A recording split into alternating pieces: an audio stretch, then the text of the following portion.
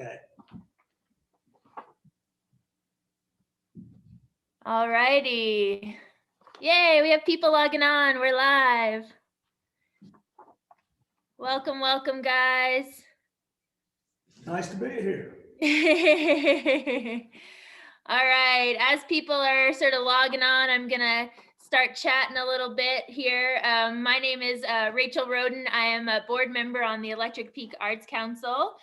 We're here tonight with Parks Reece. He has been generous enough to sit with us here and answer some questions about his art and his process and his background. So we're so excited to have him here tonight. Welcome, Parks. Thank you. Nice to be here. You guys are also going to have the opportunity to ask some questions. So there's a chat section if you guys want to chat back and forth with each other while we're talking. That's all just via text, so none of you guys are mic'd right now. But if you want to submit a question, there is a Q&A section. You can type your question in there. Depending on how long this little Q&A goes, we may have time to get to some of those. So if you have something you want to ask Parks, feel free to use that function, and we'll try to get to some of those questions at the end of the night here. Before we get started, I do want to tell you guys about a couple of other Electric Peak Arts Council events that we have coming up. The first one is March 13th. And that is going to be Sideshow, which is sort of a burlesque performance piece by our very own board member, Nico. It does explore some kind of adult themes, so maybe don't bring the kids to that one, but you can reserve your tickets online on the Facebook page, the EPAC Facebook page. And we do recommend doing tickets because seating is super, super limited because of COVID. So if you're interested in that, check that out on the Facebook page. The second event I want to tell you guys about is the Art of Quarantine. You may have seen some announcements about that already. That is a community-wide Gardner and Mammoth art event. That will be for the entire month of April. So it'll be sort of an art walk around town. You'll have the opportunity to see some local art, writing, performances, that sort of thing, all done by locals. So check that out on the Facebook page as well. I also need to mention some of our wonderful sponsors before we get started. So our season is supported by Gardner Market, Wonderland Cafe and Lodge, Yellowstone Park Service Stations, Bill Berg and Colette Dagelberg, the Middlebrooks, as well as anonymous donors. Our season is also made possible in part through grant support from Montana Arts Council, Montana's Cultural Trust, West Staff, the National Endowment for the Arts, Montana Performing Arts Consortium, Park County Community Foundation, as well as the Gardner Resort Tax Funds. So guys, we also are unable to take ticket sales at this time. So if you want to track down our PayPal, I'll try to remember to put that in the chat at the end of the night. We are accepting donations since we can't take ticket sales at this time. So keep that in mind if you're enjoying this program. If you haven't been by Wonderland yet, go ahead and check out Parks's work. We just installed everything on Monday and it looks amazing. So make sure you go check that out. It'll be up for the entire month of March. And yeah, that's enough chit chat for me. We'll go ahead and dive right in with Parks here. Y'all didn't come to hear me, you came to hear Parks. So let's get started.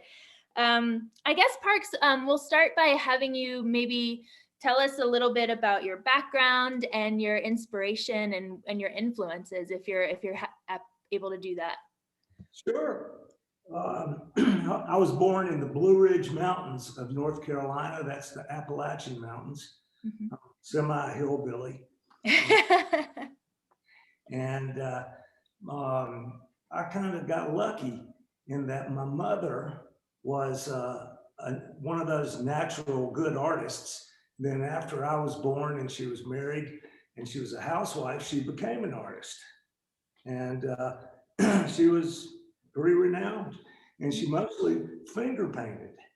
And so when I was a small child, maybe starting at 3, for her to take care of me and babysit me, I would paint along beside her when she painted for her art shows. And basically, I didn't learn so much about technical painting as I did creativity. And eventually, by the time I was about 6, she started painting at my house with Ruth Faison Shaw, who invented finger paint. Oh, And wow. she invented the actual paint and the paper and the techniques. And I'm sure you and just about everybody watching finger painted when they were kids growing up. And Ruth Faison Shaw invented that back in the 30s and 40s. She had a television show, wrote books. It's pretty cool. So I painted with those two ladies who were, well, they saw ghosts and were somewhat clairvoyant. And so, Wow. I mean, they were creative. They rarely started out to paint a specific painting. They just let it come from the ether. And so as a small child, that's what I learned. And I learned creativity by doing that. And that really put me ahead of the game. And I remember when I went to art school, I felt like I was cheating. I felt like I had a head start. And I remember Ruth Shaw told me, she said, the painting that comes through your arm and down onto the paper comes from that place where dreams originate. Oh my. Like as a 6-year-old, I kind of went, wow. Yeah, that's pretty heavy for a 6-year-old to take in. It was wonderful. What didn't seem heavy at the time, I thought, oh, well, now I get it. Anyway, that was great. And so Yeah. that's when I started painting. And they used to have shows, and they would put all their art on a fence, and they had me paint along beside them, and so I put all my art on a fence, and I would sell them for like $10 or $15 a painting, and I'd make a couple of $100 as a 6-year-old. Yeah, that's amazing. They wouldn't let me buy candy with it though. Oh, bummer. So art was sort of something that was always part of your life, it sounds like, from a It pretty really was. Yeah. That's amazing. So what do you find, I mean, I guess it might be, since it started so young, I feel like your art has probably evolved quite a bit throughout your life, but do you have any specific goals or anything that you aim for your artwork to say to the world? Well, I think the job of an artist is to observe life and try to intuit what's going on in the universe, if I could be so presumptuous. I mean, just to see what's going on and to express it in the most beautiful means possible. So I like to hone my skill and technique. And after doing this for all my life, I find that you get better. For every decade, you keep improving. And that bodes well for getting old. That means You're not old, you're a spring chicken. well, spring rooster. But anyway, my goal, I do all kinds of artwork. I'll express environmental issues and political issues. I even came down on the last election and riled up a few people. But basically, I want to observe things, issues sometimes nothing but pure pleasure and humor. And I want to execute those things in the most beautiful means possible, because I do believe that humans are hardwired to they're visual. They I believe we appreciate visual things. And I believe there is a visual language. And the visual language will speak to people if you do it right. Right. Well, and you mentioned touching on some political and social things, just to kind of expand on that a little bit. Do you feel sort of an obligation, or do you feel a responsibility as an artist to do those things, to touch on those subjects, I mean? Yeah. I'm observing life around me. Right. usually the natural world, animals, the great outdoors, but also I'm observing people and our politics and our nation. So yeah, I like to weigh in. Yeah. Um, can you tell us a little bit about your artistic process without giving away too many of your secrets? I don't have any secrets. Actually, I've got various artistic processes. I went to San Francisco Art Institute, and I've actually never had a painting class, a formal painting class. The only painting I've had was from my mother. I studied printmaking, so I would learn something technical and something I could maybe use later in life. So I've been making up my own way to paint. And so when I would print, when I would roll out ink and pigment on a plate to print it at San Francisco Art Institute, then you have to clean up the marble table. Mhm. And when I would pour paint thinner on it and start to clean it up, I thought, that looks interesting. So I would lay a piece of paper in it, pull it off, and it was a pretty interesting type of relief print. Mhm. And I've saved those. This was in the early 70s, and I still have some of those, and I pull them out every year, lay some pigment out, some paint on a glass plate, and I lay the same piece of paper from 40, 50 years ago and pull it out, and I look at it, and eventually when I get an idea to paint a painting, I'll look at all those saved pieces of paper. I call them cleanup prints. And, I'll look at them and I'll say, I think I'll put my subject right here now. So sometimes I'll cut them out, and then sometimes I'll use the whole thing. That's one way I do it, and that makes for a very interesting effect. And and then sometimes I get what I've been doing lately is getting UPO paper, which is polypropylene and completely impervious to water. Throw a bunch of water on there, put the pigment in the water, move it around, and then I kind of move it where I want it, and then let it dry, and it makes for some very ephemeral effects, and it makes for some things that I didn't necessarily cause. I didn't just sit down there and paint everything. I kind of manipulated it and let it do its own thing. So I figure I kind of got that from the ether, Yeah. the subconscious. I'm very interested in the consciousness of myself and other people and animals. I figure we know very little about ourselves, really. Right. And the earth and the world, the universe. And I'd like to think that maybe I can intuit some of those things and put them down on the art. Yeah, that's so interesting. I feel like it's really difficult for artists sometimes to sort of surrender themselves to the unknown. So to be able to allow unexpected things to happen on the surface that's an interesting way to go about it. So Right. you said that well, obviously I've noticed that you do a lot of artwork that's inspired by nature.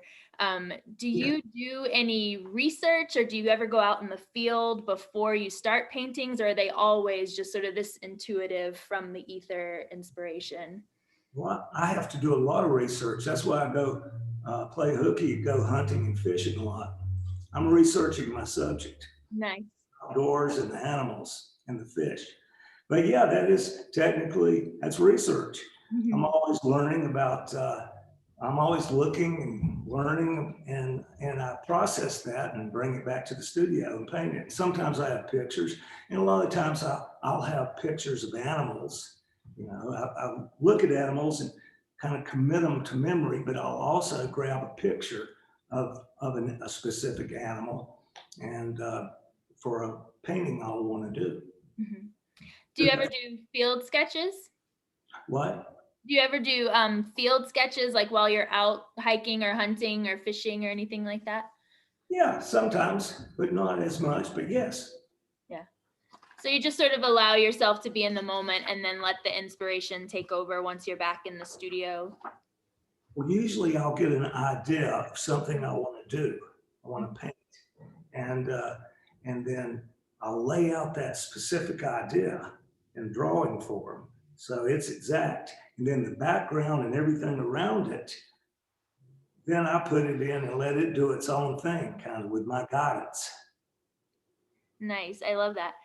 How long does a piece typically take you to complete? Really, there's not a typical time. The last one, the one that you have at Wonderland in your show, is 3 by 5 feet, and it's called Peace. It's the wolf with the dove, and that's the one on Facebook. That took a month, but then that's not a month of 8-hour days. That's like 2 hours one day, 10 hours another day, elk hunting the next day. Right. No, that kind of thing. So I'm taking care of business and living life while I'm painting. I'm not just sitting down for 8-hour days. Right. So just for the folks who are going to be able to go see that, because guys, it is a stunning painting hanging at Wonderland right now. Can you tell us a little bit about that and what inspired it? Yeah, it was kind of upsetting, the whole election thing. And I was dismayed by a lot of mistruths and just anyway. I like telling the truth, and didn't like seeing a lot of not. But anyway, after the election was over, I painted that because people get acrimonious, both sides, the Republicans, Democrats, and I painted that to sort of make peace. So what it is, it's a dove. It land on a wolf's head. And so the wolf's not going to turn around and eat him. The wolf's looking fairly happy about it. So that was a metaphor for just general peace in the world. Yeah. Well, guys, you should definitely go check that piece and the rest of his exhibit out, because they are just stunning pieces, breathtaking. Do you have a certain way that a piece is done, or is it just a feeling that you get, or a time frame that you give yourself? Well, they have to pry me away from a painting with a crowbar. I've been known, my framer says, "Get out of here," because I'll be up there trying to, wait a minute, just one more, no, go. So anyway, I just constantly see things because I'm making it up as I go, so to speak. There's not an exact formula for me. I'm trying to make it look as good as I can. Sure. So I'll do as good as I can for that day, and then a little bit later that day, maybe, or next day, I'll go, oh yeah, a little bit. And so I'm always making little improvements. Right. Which you have to be careful, because sometimes they can turn out to be not improvements. I feel like that's the thing they warn you about in art school. They call it overworking, and that just means you go past the point when you probably should have stopped. That's right, but generally that doesn't happen. Generally, because I'm studying it and I'm just making little minutia marks to make little improvements. And because there is not an exact formula for me anyway, I'm always looking at it and figuring out as I go. And so sometimes when I figure I'm done, sometimes that's my deadline, but I take it down to my framer here in the gallery, Chris, and I'll see something, because the painting will be in a different environment. I say, oh, wait a minute, no, get out of here. So. Do you ever I'm going off script here a little bit. Do you ever work on a piece late into the night, go to sleep, think it's in a good space, go to sleep, and then wake up and you look at it and you're just like, oh my gosh, what have I done? I need to repair this whole section.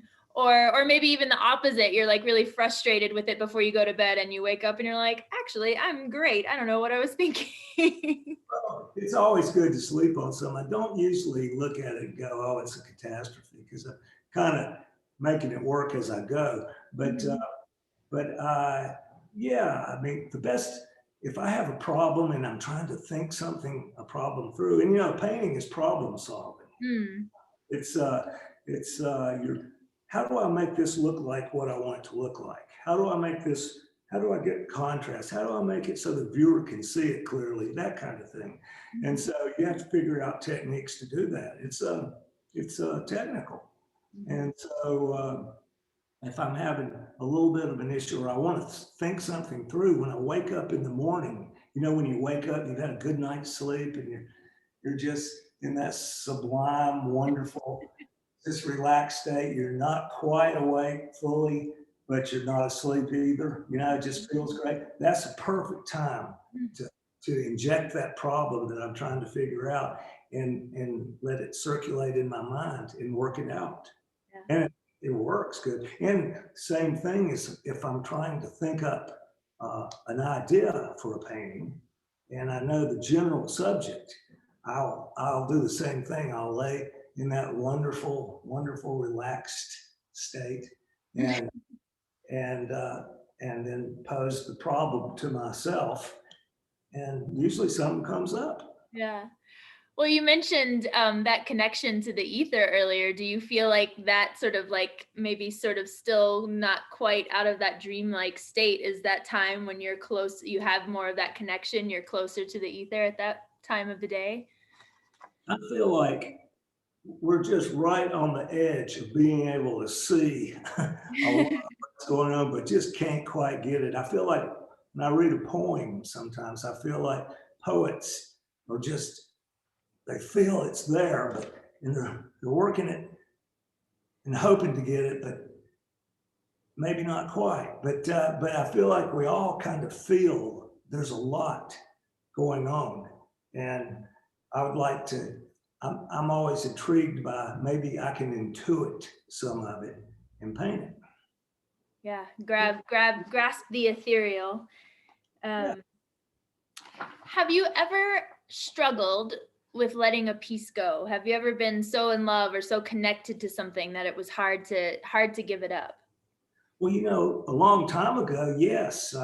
And I still love every painting. I actually do my very best on every painting that I do.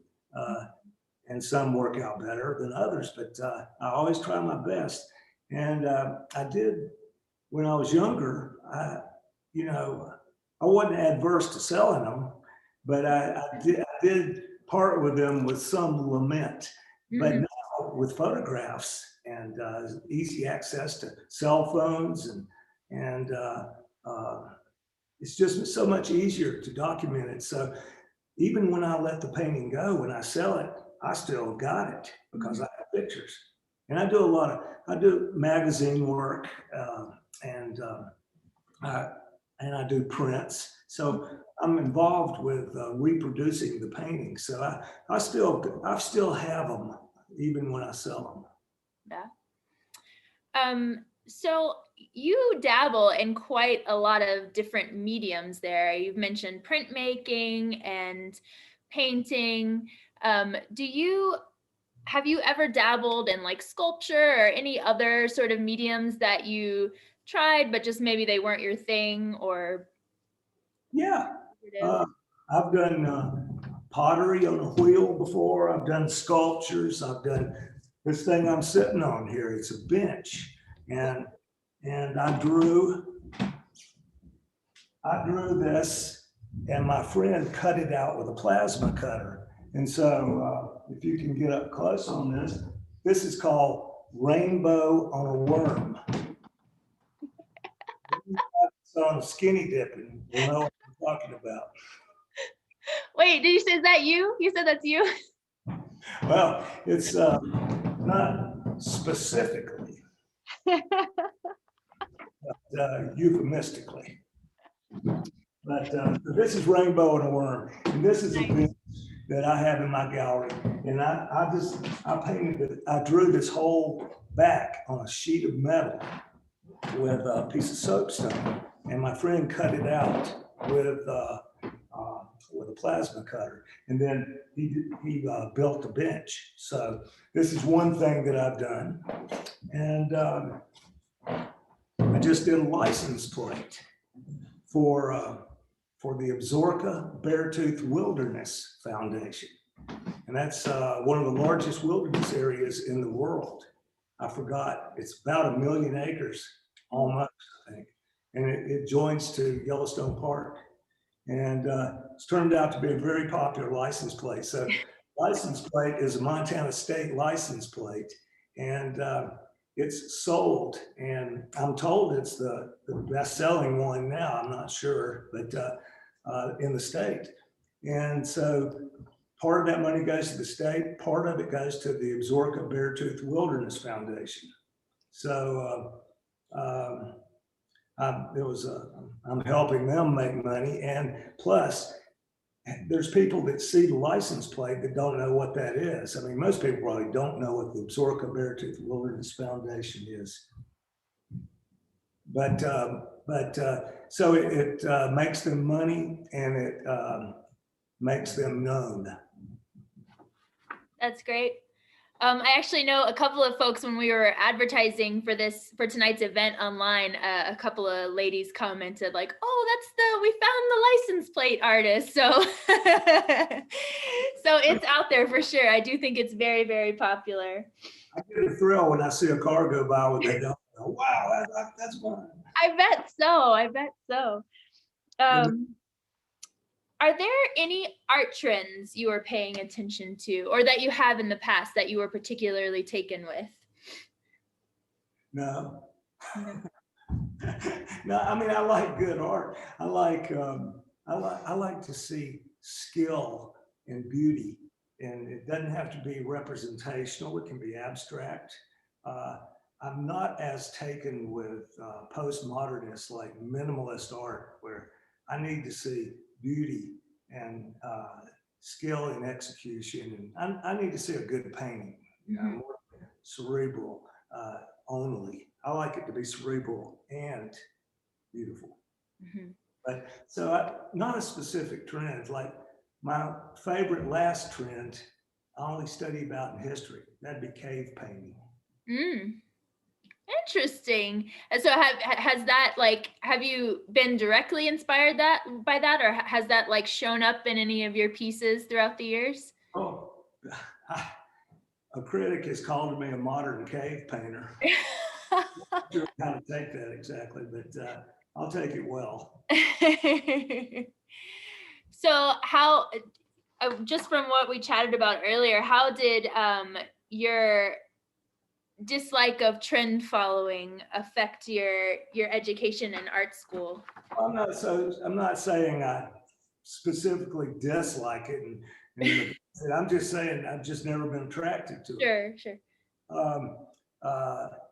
I like Monet, and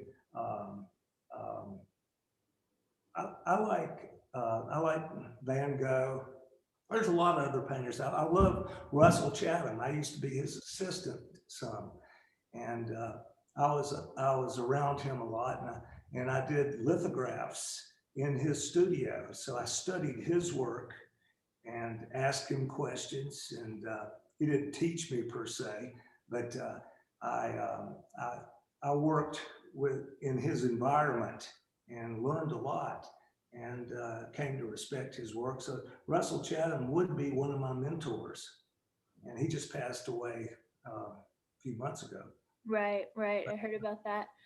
So do you find that just sort of more than intentionally creating sort of influences, or sort of searching for influences, that you were more just sort of naturally influenced by artists that you worked with and were exposed to, like your mother or Ruth or Russell? To tell you the truth, if circumstances had been different, I probably would have had more influences. But really, my mother and Ruth Shaw are my influences, starting when I was like 3 years old. Yeah. I never really got past that. Actually, I'm a footnote of history in that if you Google Ruth Mason Shaw, she is a part of history. She's has her place in history. I'm a footnote in that I'm considered, I forgot how they put it, but I'm considered one of the few, if not the only, I can't remember, artists that are directly influenced by Ruth Shaw and still carry on her work. It can be traced back to her. Oh, that's amazing. That's an amazing legacy. Have you ever had any assistants or art students that have worked under you and learned that process to sort of carry it on? I teach classes. I teach a lot of children, and I teach a lot of adults. And it's fun because people come into adults that I like to teach people that are not artistic at all, and they're terrified to try to paint something. Oh, I can't do that. No, I can't. And I said, I promise you, you'll come out with something that you'll frame and put on the wall. Once you do, it sounds very simplistic, but Ruth Shaw said, if you have fun, painting that painting is going to be good. Yeah. And it's true. Yeah. That's great advice. Great advice. So you mentioned obviously Russell and Ruth and even Monet and Van Gogh. Are there any other artists that you maybe aren't necessarily inspired by, but just love to look at their work? Yeah. Well, I love, Clyde Aspervick. I love to look at the technique that he has mastered over his lifetime in landscapes. I love to look at about anybody that is well acquainted and skilled at color and design and I used to be an abstract expressionist in San Francisco, and so I love color and motion and nice brushwork. But what I did, sorry, I'm digressing a little bit, but what I did was take that and put it into recognizable forms so that more of the population could understand art.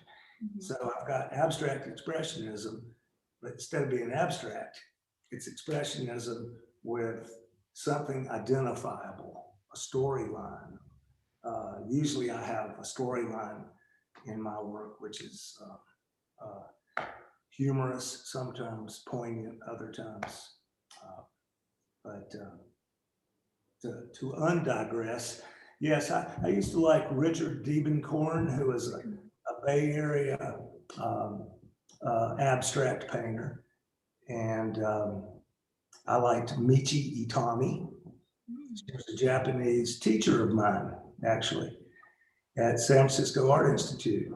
Her stuff was so ethereal. I mean, you just looked at it and you almost at first thought you were looking at a piece of Formica on a countertop, But that taught me to really study a piece, study painting and see what is there, the subtleties. And there's a lot, nothing, I can't quite think of them all right now. But. Sure. No, that's fair. No, that's great. Yeah, I didn't know you had done abstract pieces in the past. I would love to see some of those sometime. Oh yeah. So there, I did a mural for our regional hospital, which is a great hospital. It's been called, our hospital has been called one of the best art museums in the state. Robin Hogan Ebinger curated that and put it all up, and it's an amazing thing. But anyway, a bunch of my abstract ones from San Francisco days are in the hospital. Oh, excellent. Good. That's good to know. So go. You're talking about the Livingston Hospital? Yes. Yes. So go check out the Livingston Hospital, everybody. One more question about your process. Whenever you have an artistic block, or first of all, do you ever have artistic blocks? And if so, how do you push past them? I don't necessarily believe in blocks that much. I believe you just sit down and you keep at it, and something happens. That's how you do it. That's how you push past it. You just sit down and do it, or you go fishing. And then when you come back, you've got it solved. There you go. Good advice. Um, so I feel like this question has sort of already been answered just with your background and everything, but because you've always been an artist, it doesn't even sound like it was maybe even a question of whether or not you wanted to be, you just sort of were from a very young age. Did you ever think you wanted to be anything else, or did you ever dabble in any other career paths along the way? I wanted to be a nuclear physicist. No, not really. Uh, I didn't really think about it. I wasn't that good of a student. I mean, I think I scored pretty high on IQ tests and stuff, but I just, I just didn't like school. And so consequently, I didn't make really good grades. And so that left me out of engineering and being a doctor, which actually didn't aspire to anyway. Um, uh, I didn't really, I mean, I was interested in psychology because I've always been interested in what makes people tick. But really, I didn't really have to think about it too hard. That's just kind of what I naturally evolved to. Right. It was just your calling, and you were surrounded by it, so it just sort of made sense and was natural. To do well. And I loved it. And Yeah. so that I just gravitated toward that. Well, and then before I'd really decided, I took a class at East Carolina University, and I made the only A plus that the guy had given out all year, maybe last year, I can't remember. He was a real hard teacher, and he said, "Son, you should think about a career in art." And I said, "Good enough. I'm in." That's all you needed to hear, huh? Well, because you don't know how you are. You don't know how you stand against, I mean, how you can do it. And that showed me had some ability and I could do it. And so I began doing it. Mhm. Okay, so before we move on to the Q&A, I have one last question. If you could give any piece of advice to an aspiring artist, what would it be? Make sure you love it first, because you're going to be doing a lot of it and not making a penny, not even getting anybody to particularly like it, except maybe your mother. And And so just work at it hard, do it all the time. And to do that, you need to really love it. So love doing it and then just do it all the time. Do a lot of it. And you really ultimately teach yourself, and you have influences, and some people can help you and you can observe things, but really you're teaching yourself. So just do it all the time. Do a lot of it. And do you find that self-teaching is more important than sort of trying to observe from other artists or learn directly in a school setting?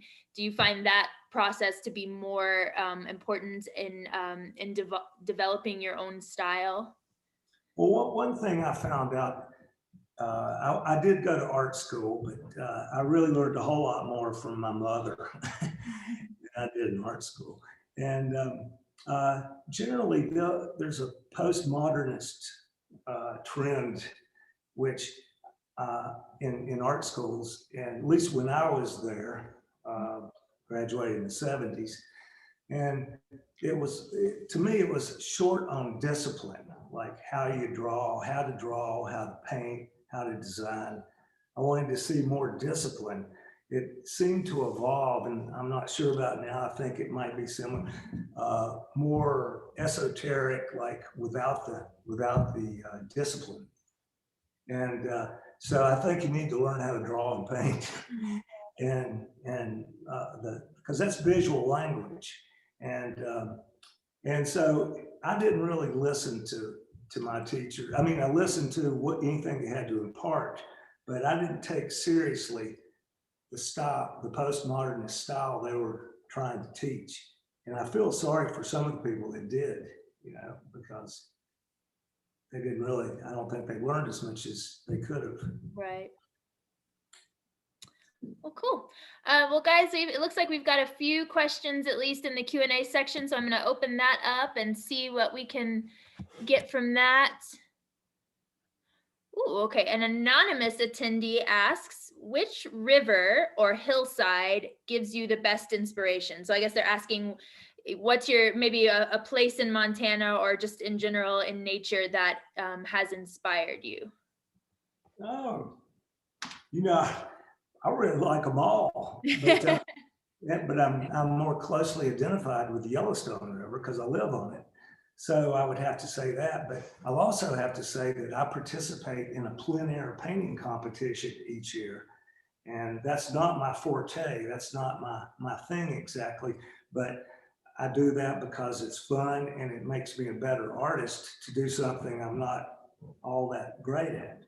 And but here's a little story that I went with Les Herman down by the Yellowstone River, and of course, and a couple other artists went with us, and everybody's painting the landscape with the river in it, and it's all pretty and everything. And I painted a 1.5 square foot section right at my feet.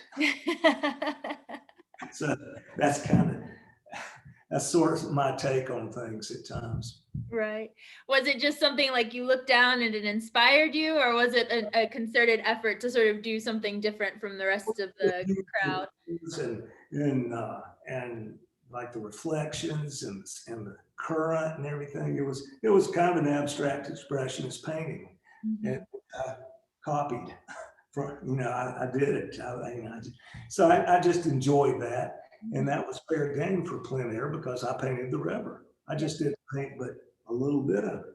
Right. Always thinking outside the box. So Pat asks, do you have a favorite piece or at large a favorite subject? See, that's like asking which of your children do you love the most?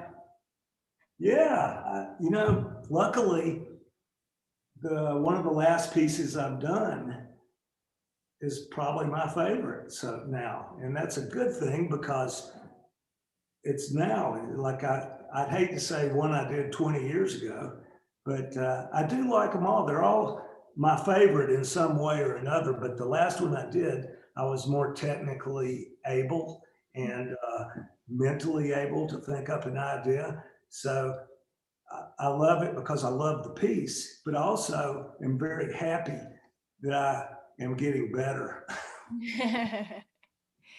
Yeah, that seems like it's pretty important to you to sort of keep evolving and keep improving your skill and your important, and I'm happy to see it happening.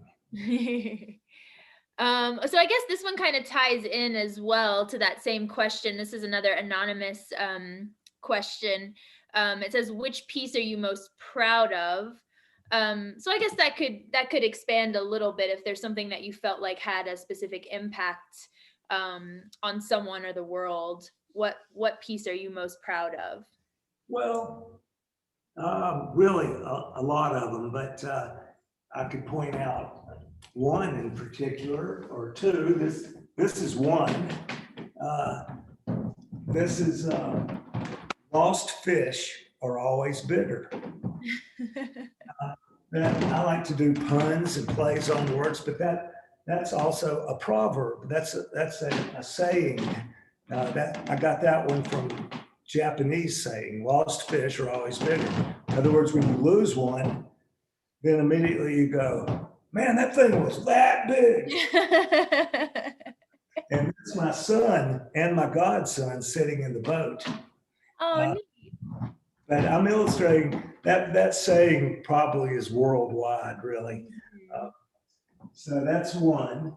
And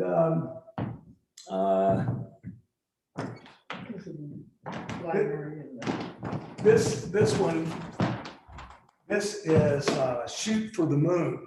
And I Mm. want to take sayings and truths and uh, then turn them into a painting, like shoot for the moon. You know, you've heard that saying, like go for it, go for your best, do your best. And that's been adopted by our Carnegie Library in Livingston, and that's their logo. And it hangs in the foyer there, hangs in the library. Nice. So that's one. And oh gosh. Huh? Oh yeah, I'll show you.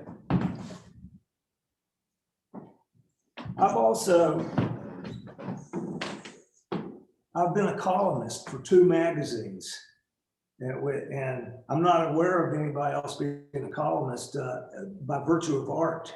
So this guy journal first started, I was a columnist for them. Oh, here's another one. I'll get to that.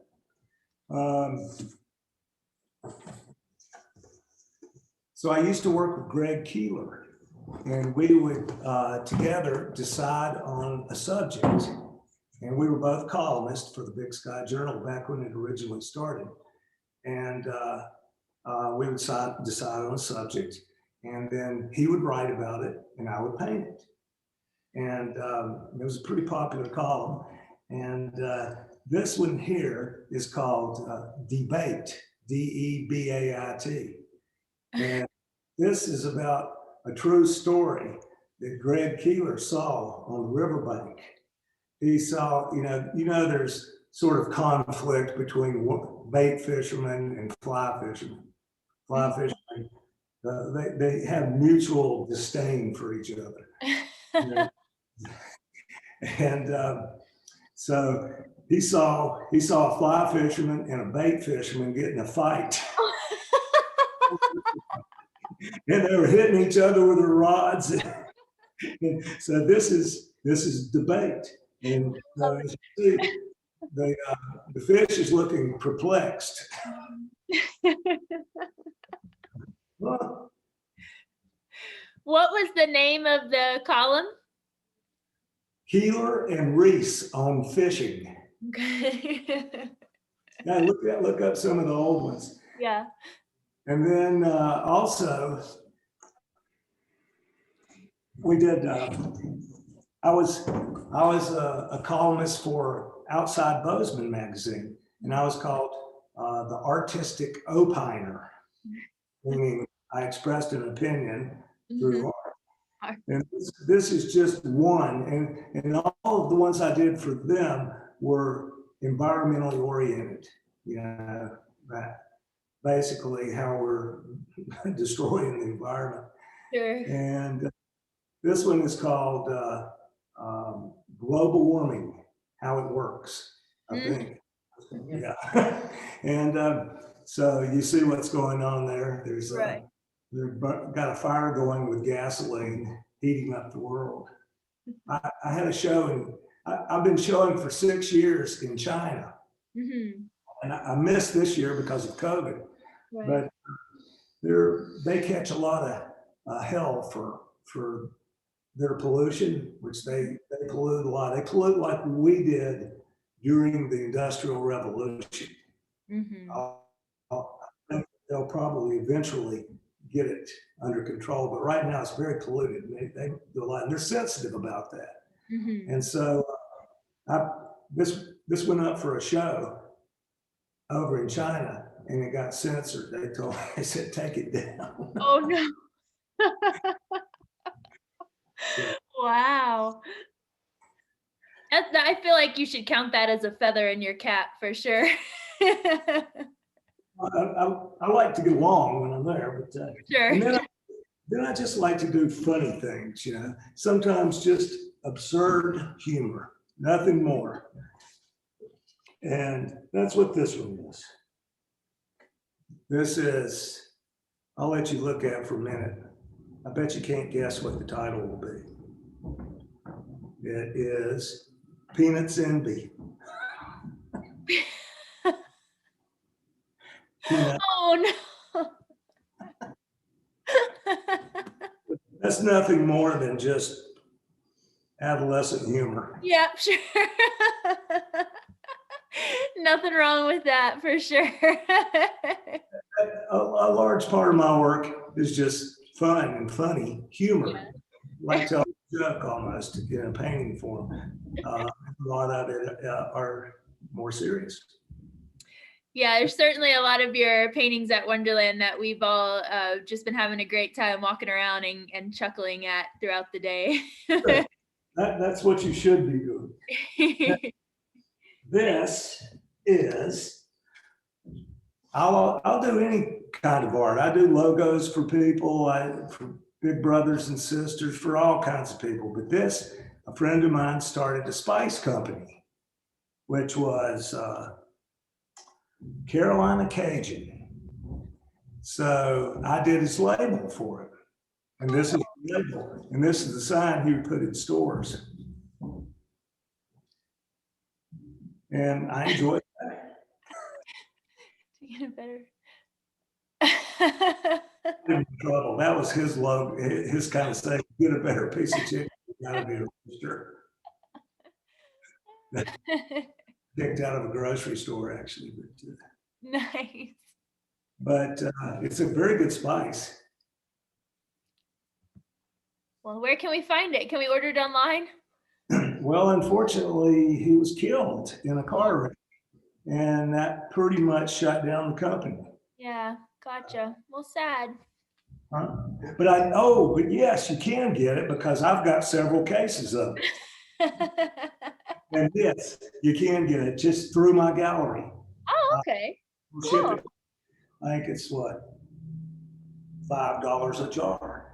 Perfect. There you go, guys. Carolina Cajun spice. Yes, not hot. It's just it's a blend of love from the people. Sounds perfect. Yeah. Okay. Let's see. Oh, David has a kind of more specific question. It says, what was your inspiration for a shoot for the moon? Well, like I hit on a minute ago, I like shoot for the moon is sort of what I'm trying to do. It's sort of what anybody that tries to do really well is trying to do. Shoot for the moon, you're probably not going to get there, but at least you're going to try. And that's why the library picked it.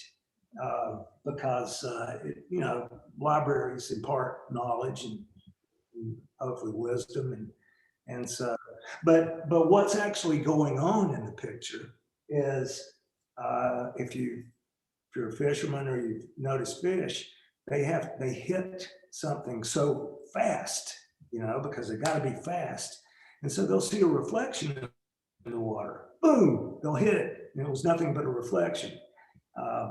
And so I have heard of them. I haven't seen it exactly, but I've heard of them hitting the reflection of the moon on the water. So I took it a step further and had them going for the moon. Cool. What a neat inspiration. Jenny asked, this is a good one. If you could own one piece of art from all of history, what would it be? Oh, gosh. Oh, wow. Probably I would take a Monet, and I'd probably take his garden, his pond, his lily ponds. Yeah. But that's a hard question because That is hard. there's 5,000 more that run a close second. Yeah, that was a hard question. Katja said, will you paint an ox to celebrate Year of the Ox? Well, maybe, but haven't yet, so I might not get it done, but we'll see. Okay. Jody says, why do you love Livingston? I came here in 1980, and I had been working as a ranch hand in Wyoming on a ranch, And I grew up on the East Coast, which is different environment, more people, less animals. In other words, people have had more time to despoil the East. Mhm. And I love Livingston because it was wide open. It's way different than it is now. I mean, it was there weren't people who had moved here particularly. I just kind of drifted in, following a girl. You know, I didn't come here because it was Livingston. I just came here because it was a small Montana town. And I just loved the wide openness and that there were way more animals than people. And the fishing was great, the hunting was great. And the majority of the meat that I eat, like 85%, is what I hunt. Mm. And so I grew up hunting. I grew up with a rifle in my hand as soon as I was 12. And so I love to hunt, but I hunt to eat it, not to get trophies. So a paintbrush in one hand and a rifle in the other. Yeah. That's when I'm researching my subject. um, Another anonymous question asks, which piece is your best seller? So I guess it could be prints of paintings or any of your lithographs. Which Which piece? one? Yeah, which piece sells the best in reproduction? I have one called Amid a Summer Night's Dream, and it's in print form as somebody has bought the original. Should I grab it? And after the spawn. Oh, and after the spawn.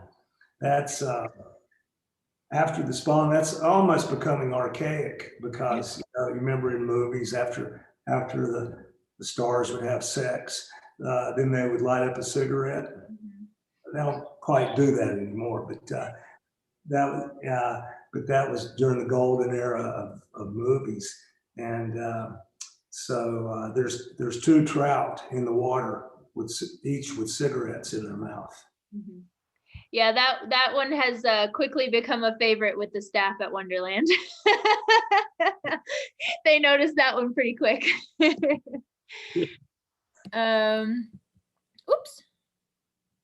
Let's see. Sorry, oh, I guess that's it. Or no. Have you given your grandson a set of finger paints, Jay asked. No, and I haven't been able to go up there now. They live in Kalispell because of COVID. Everybody's being very safe, so I haven't seen them in a while. But I gave it on the day he was born. When I told you I was painting the 1.5 square foot of river, well, a fish jumped. I got a call on the cell phone and said, "You got a grandson? He was just born." And so while I was on that call, a fish jumped. Boom. So I painted that square foot, that 1.5 square feet of a river that I had been painting. I put a fish jumping in it, and I took that up and gave it to my son. It hangs in my grandson, and it hangs in his above his bed now.